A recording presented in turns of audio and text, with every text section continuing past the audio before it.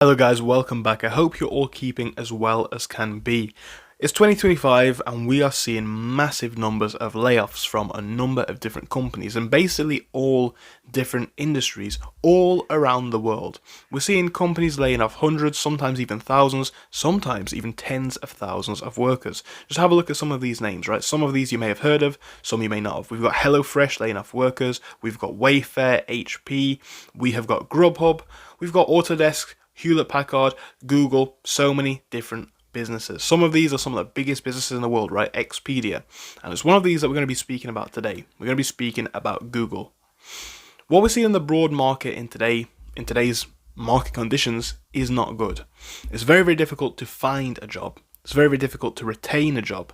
And unfortunately, in today's market, it seems like it's not just the sort of low-paid, lower skills jobs that are disappearing from the market. It's actually the high skills job as well. We are seeing Google announcing layoffs in its HR and cloud units as part of an ongoing cost-cutting measure. We are seeing people in people operations, human relations division being essentially potentially laid off. So many workers are possibly going to be going, and this just adds to the trend that we've been seeing at Google for quite some time. Google is looking to expand its spending on AI infrastructure in 2025. And if you think about it, for a company like this, it makes a lot of sense. Now, as part of the HR buyouts, employees who are at level 4 or level 5 may receive severance of 14 weeks' salary, one additional week for every full year of service. So of course that is a little bit better than some other companies, but the general trend speaks deeply to today's market. What are we hearing in regards to these statements from this? Well, we can see that apparently Google's teams have continued to make changes to operate more efficiently, remove layers, and ensure that they are set up for long-term success, according to a spokesperson, Brandon Asbury, in a statement.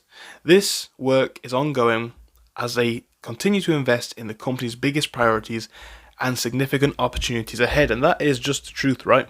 The big opportunity for so many of these tech companies is going to be in the AI space. They know it, and I think if we're being honest, guys, we know it ourselves, right? These jobs probably just will not be coming back. Yes, it might be related to cost-cutting measures, but at the same time, employees are very expensive to have. A lot of these companies will be able to do the same job, if not even potentially better in the future, using AI. It makes sense for them to invest now. We're seeing so many people being laid off at Google, right? This is some data that we have, and I have verified this. This is coming from the AI overview, but I have looked into this in more detail. It just sums it up very nicely. In 2023 and early 2024, Google faced a significant restructuring, including the layoff of 12,000 employees and a potential further reduction of 30,000, driven by AI advancements and focus on operational efficiency. And I think this is another big thing, right?